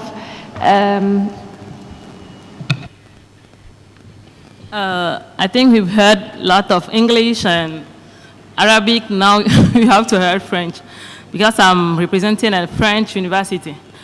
Ok, mon nom c'est Bariga Akoko, je représente l'université Senghor. Je représente également la société civile de l'Afrique de l'Ouest. Je pense que le changement climatique touche beaucoup plus les jeunes actuellement et les conséquences néfastes de ce changement climatique ont un impact considérable sur leur vie. Et de mon expérience, en Afrique généralement, dans nos communautés reculées, les jeunes pensent que l'action climatique revient à l'État, que c'est aux gouvernants de mener des actions pour assurer un développement durable. Alors qu'ils oublient que leurs actions individuelles dans leur coin peuvent contribuer à une action, un développement durable. Alors, je pense qu'il serait mieux que les programmes qui vont à l'endroit de ces populations-là soient élaborés avec eux, soient élaborés en les incluant pour qu'ils trouvent des solutions à leurs problèmes eux-mêmes, pour qu'ils se sentent concernés. Quand les populations rurales se sentent émotionnellement concernées, ils réagissent mieux aux programmes qui sont implémentés dans leur localité. En plus, un intervenant a déjà parlé des croyances religieuses. De mon expérience également, je pense qu'on peut utiliser ces croyances religieuses-là, qu'on pense qu'ils sont à l'encontre des programmes, utiliser ces croyances religieuses-là pour changer la donne.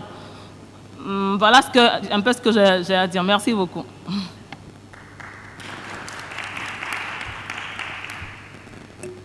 Thank you very much for raising the points of the programmatic approaches, but also the belief system, very pertinent.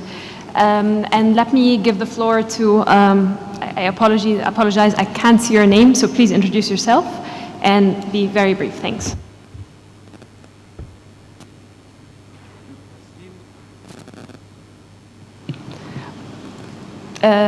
Hussein, yes.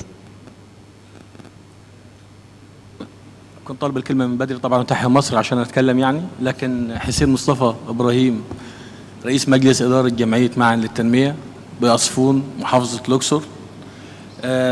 طبعا أنا جايبها من تحت يعني متطوع من أنا وصغير بسبب الوالد، تمام، إلى أن أصبحت رئيس مجلس إدارة كيان مؤسسي تنموي بيساعد في تنمية البلد. إحنا بنواجه مش بنتكلم، بمعنى النهارده أنا بمثل برنامج الأغذية العالمي اللي هو بيمول المشروع اللي إحنا واخدينه بالشراكة مع وزارة الزراعة، والمشروع اسمه تعزيز المرونة المناخية والأمن الغذائي، والمسمى بتاعه حضرتك بيعكس أهداف التنمية المستدامة وبيحقق رؤية مصر 2030، وكمان بيراعي الثلاث أبعاد الاقتصادية والاجتماعية والبيئية، وبشكل كبير جدا جدا بنشتغل على شمولية المجتمع، لأن التغيرات المناخية بتأثر على كل ما هو كائن حي وليس الشباب والمرأة فقط، ولكن احنا بنعني ولاية خاصة كده بالشباب والمرأة في عملية الإدماج المجتمع اللي احنا بنشتغل عليها من خلال توحيد الحيازات الزراعية، تبطين المساجي، إنشاء طاقة شمسية، وإنشاء روابط للمزارعين، تمام. كمان احنا أتحنا عملية برامج إقراض عيني بط وماعز ونحل عشان الشباب والمرأة، وعندنا قصص نجاح ضخمة للسيدات. وبقول للدكتورة ان احنا بنجذب المجتمع من خلال المسرح، بنعمل مسرحيات اقراض للستات وللشباب، دور الشباب عندنا احنا في فكره التطوع، بحكم ان انا شغال مدرس فانا عارف انتقي الشباب اللي هو يكون متطوع معايا، وبنحملهم مسؤوليه نشر افكار التغيرات المناخيه، لان احنا تاثيراتها في جنوب الصعيد عندنا بشكل مميت. والمراه من خلال احنا العادات والتقاليد في حكومتنا في مجتمع الصعيد، طب احنا اديناها سبل معيشه تنوع مصادر الدخل من خلالها وتحس ان هي فاعله في المجتمع. دي المواجهه بتاعتنا، وانا اختصرت كده. وبشكر المنتدى ان هو جمعنا مع الاشقاء الافارقه، وبشكر فخامه السيد الرئيس عبد الفتاح السيسي ان هو وحد صوت افريقيا، وكمان في مؤتمر باريس، وكمان استضاف قمه المناخ. وتحياتي لحضرتك، شكرا. ألف شكر وتحياتنا ليك على المشاركة دي والشغل القائم في أسوان على الأرض عن تعزيز المرونة المناخية والأمن الغذائي. ألف شكر. I recognize there has been a request from the floor from Fathi. Please, the floor is yours.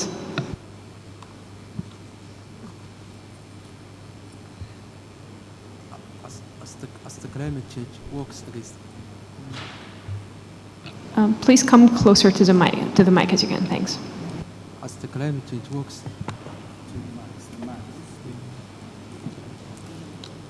As the climate.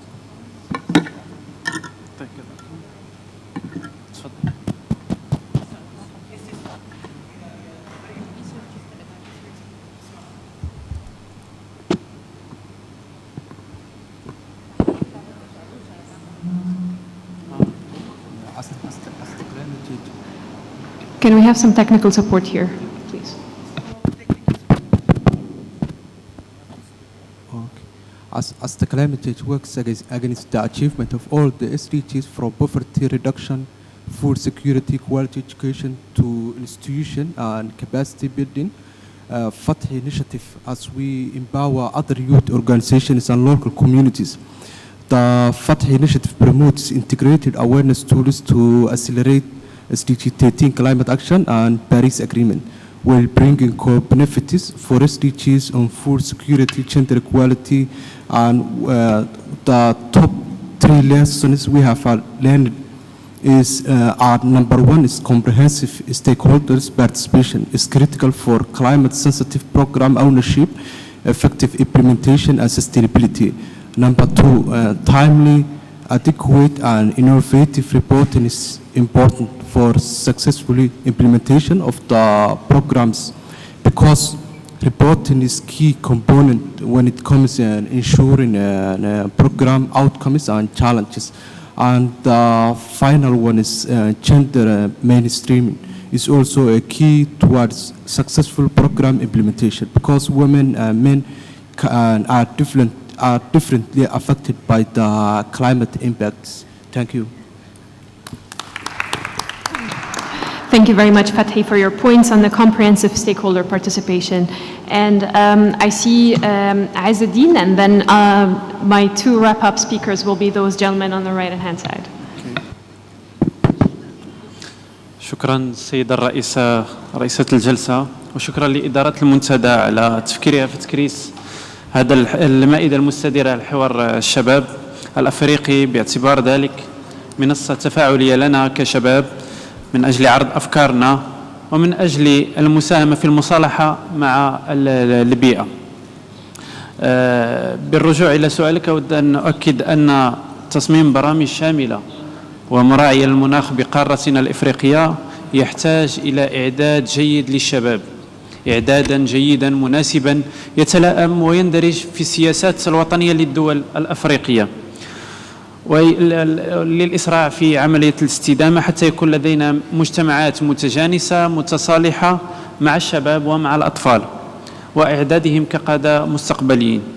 بالإضافة إلى ذلك يجب أن نذكر بالدور الذي تقوم به الأمم المتحدة والاتحاد الإفريقي ومختلف المنظمات الدولية التي لها ارتباط بالشباب، وخاصة في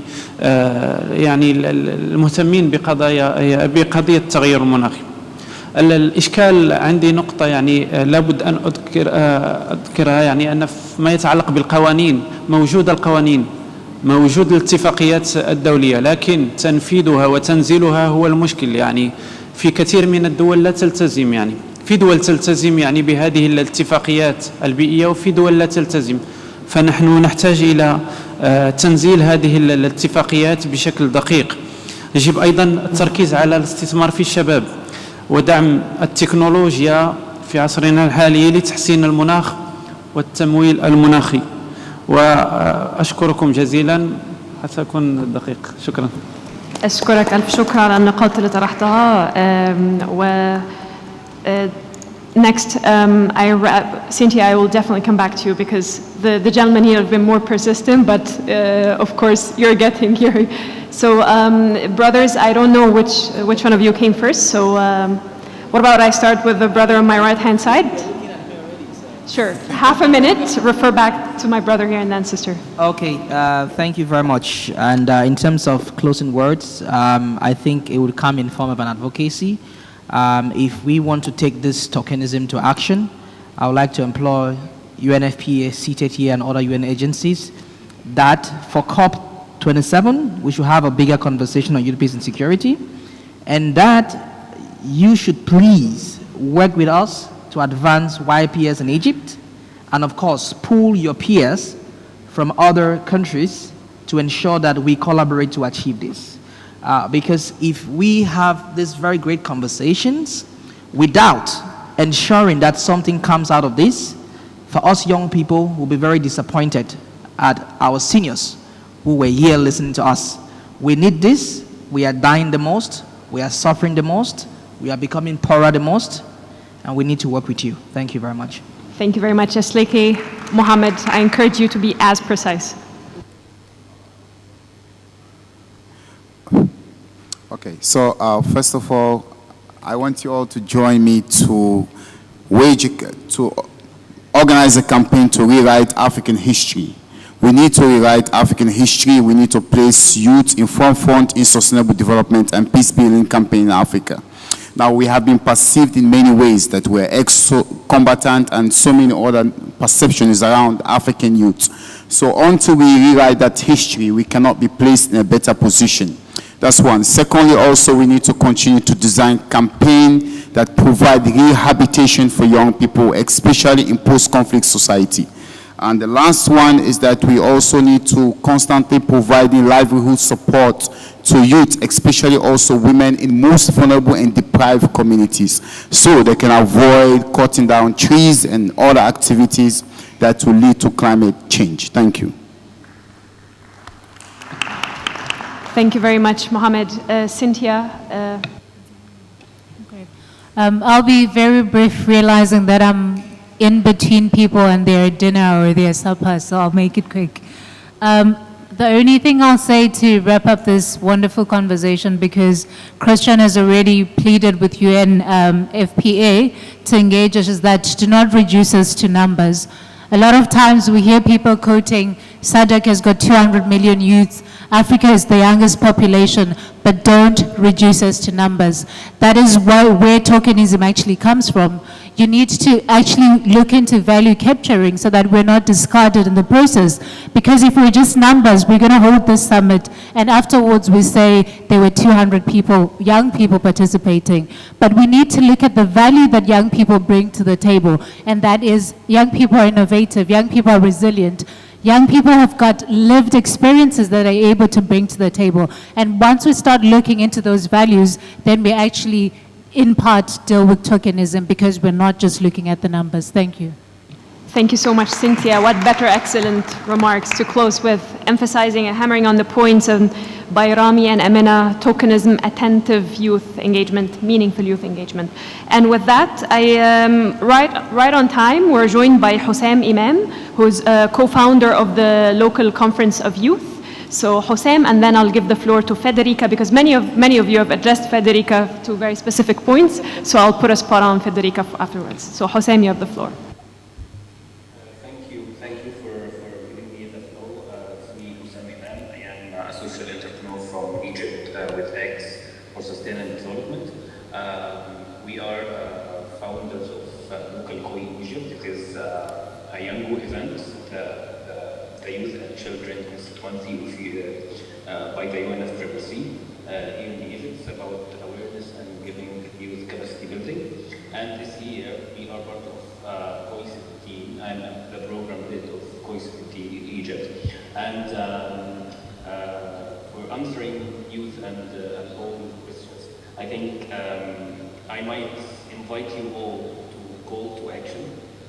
And I invite you all to be part of COI70. Very soon we will open our floor for everyone and for every youth and for every organizations to be with us in COI70. And hopefully we will work to include everyone and for make it a continuous work and make it our effort to lose the momentum after the COI and after the COP. We actually invite all partners to work with us to maintain a continuous work to don't lose the momentum of COI70 and COP27.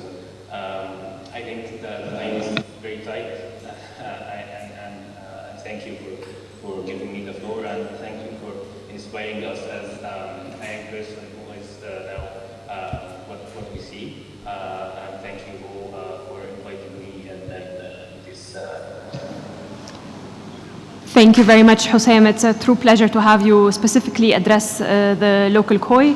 And indeed, I mean, we need much more time for this very rich discussion, but we hope that this has created some sort of platform where you can connect going forward, not just limited to now. Very briefly, Federica, you have asked for 3 seconds, but you have more, and then we'll close. Federica.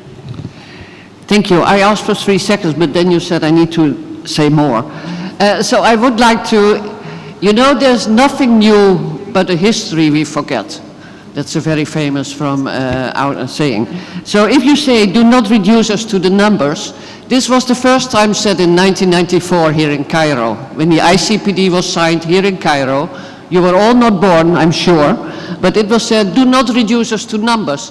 And what happened then, it was not reduced to numbers, but we will put people center stage in the population policies. So what is this all about? It's about rights and choices. We all want to give you rights and choices because that's where it all starts. And I would say the resolution 2025 and all subsequent resolutions give you the space to ask for your space. I mean, it's really, you need to use those documents, say to the government, say to the UN, we have a space, we want to have a seat at the table. It's up to you to ask, it's up to us and the governments to give you that space, but you can ask and you have to ask. And I would say, the future of the world depends on providing the rights and choices we give to all the young people. And it depends on the choices you make and we make, how the world of tomorrow would look like and the world of today. Thank you all very much. I found it very inspirational. Thanks.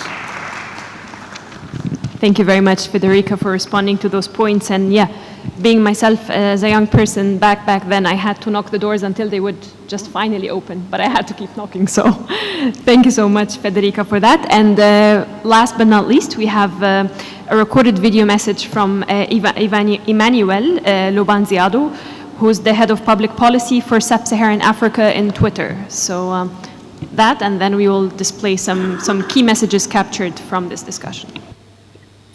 Dear Aswan Forum and Youth Dialogue, I hope this message finds you well. My name is Emmanuel Lobanziado and I'm the head of public policy for Sub-Saharan Africa at Twitter. And I'm very excited and delighted to be with you all today, virtually, unfortunately, but hopefully one day in person. I'm here to just briefly speak about Twitter's mission with you today and to outline some of the engagements we have from the part of the youth on the platform, but more importantly, to really stress our delightfulness and excitement to be part of this year's forum. As you may know, Twitter's mission is to give everyone the power to create, to share ideas, information, and to obviously express their opinions and beliefs without any barriers. Therefore, our platform provides an avenue for communication, democratic exchange, debates, and participation. One thing that we are also very proud of is the fact that Twitter is a virtual space for entrepreneurial activity.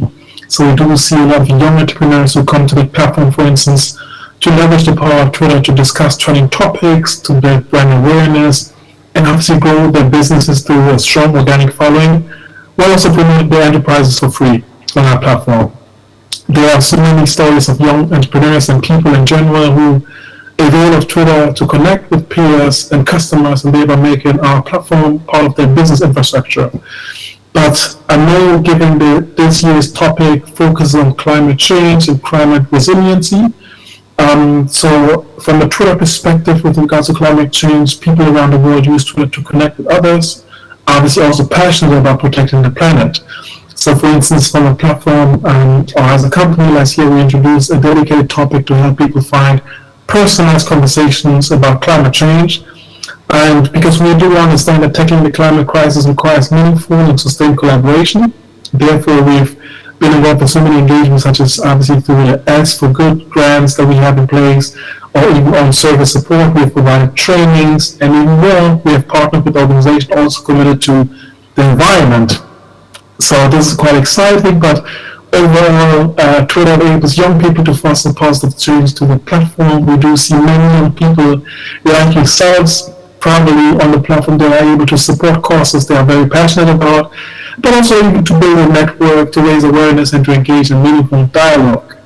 So as such, it's very much aligned with Twitter's mission and the engagement that we see young people on the platform engage with and on. This year's engagement and collaboration with the ASFAN Forum for Sustainable Peace and Development on the particular youth dialogue has been very fruitful and exciting, because obviously, as you know, the ASFAN Forum brings together multiple stakeholders like governments, NGOs, and even the private sector like ourselves, but also civil society, for the purpose of partnership and collaboration. And we, among many, are delightful and delighted to be part of this year's event, particularly Youth Dialogue, because we do believe in the power of the youth to evoke sustainable change, and we from our end are very excited to be part of this year's forum.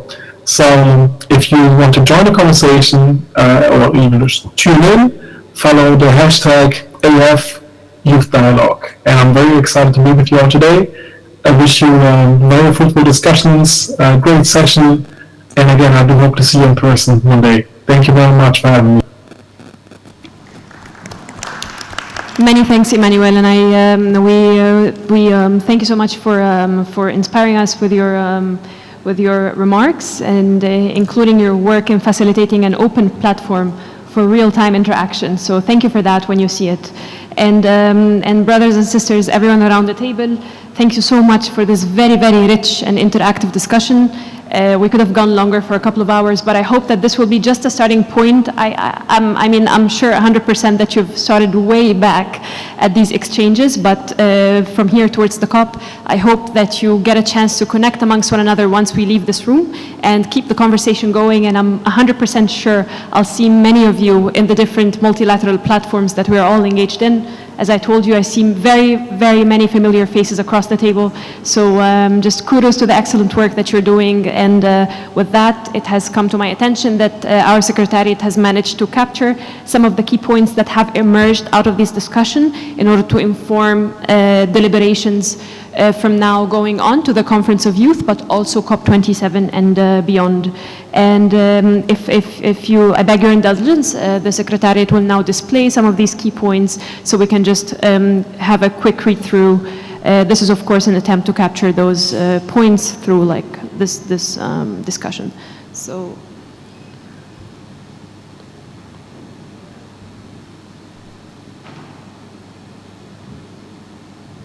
Thank you very much. This is now visible on screen, and from what I see, the different takeaways are clustered around three main headings. First is the need for capturing climate-related peace and security implications on young African populations towards an inclusive and effective response. The second heading is empowering youth-led initiatives towards a climate-resilient Africa. And the third is advancing inclusive climate action for sustainable peace and development. And on the first cluster, on the climate-related peace and security implications, investment in research and analysis has been highlighted to engage regional and international actors, development partners in a better understanding of the increasing implications of climate change, particularly on youth. Second point deals with awareness raising and interlinkages between climate change, peace, security, and development arenas. Another one is on enabling access, youth access to sustainable livelihoods, including through better resource allocation, job creation. I remember many of you raised the issue of unemployment. Next, enhancing the peace-building efforts to be inclusive, gender and climate sensitive. Next is leveraging the role of youth to help build resilience and reduce vulnerabilities and risks in both urban and rural communities. We've also touched upon strengthening the gender-sensitive early warning systems to better anticipate and be prepared to respond to potential climate-related disasters, so both looking at the ex-ante but also the ex-post and looking ahead. Second cluster is on empowering youth-led initiatives toward a climate-resilient Africa. And on that, we have touched upon strengthening the capacities of youth-led organizations that work on climate-related issues, including adaptation and mitigation, including through sustaining advocacy at the different levels. And my sister here has touched upon the community, the grassroots, so integrating the local, national, and regional level towards establishing conflict-sensitive climate initiatives. Next is enhancing the inclusive disaster risk reduction, including through promoting the youth-led programs. Next is ensuring long-term, predictable, and stable financing is where needed. Finally, on this cluster is capitalizing on young men and women's positive and meaningful agency in building resilient societies, including through enhancing capacity building opportunities. And on the last cluster we have is advancing inclusive climate action for sustainable peace and development. And with respect to this one, we've discussed ensuring meaningful youth participation across the whole action cycle, as Ashaliki has mentioned. So in the design, planning, implementation, monitoring, and evaluation of climate-sensitive initiatives and programs. We've also discussed promoting integrated responses and climate action to respond to those cascading risks. So it's both towards a future of a healthy, resilient, and sustainable community, and health has been pinned down by Muhammad as a very important aspect here. Next is enhancing experience sharing among African youth on the interconnectedness of the climate risks, such as increasing climate-induced displacement, and many points have been raised here on displacement and migration, so disruption of livelihoods and the reversal of peace and security gains which are threatened by these cascading risks. And last point is integrating youth voices and needs within decision-making and policy engagement processes. I think every speaker in this panel or every speaker in this roundtable has hammered on the meaningful engagement, and I hope they can include that in these points. And with that, I hope I very much thank the Secretariat for very swiftly capturing those points. And I'd like to thank each and every one of you first for the excellent action that you're doing. I'm very much inspired, and I'm very proud to belong to this group of people. I call young people brothers and sisters, and keep on going and keep on rocking, and kudos to all of you, and see you in the upcoming venues.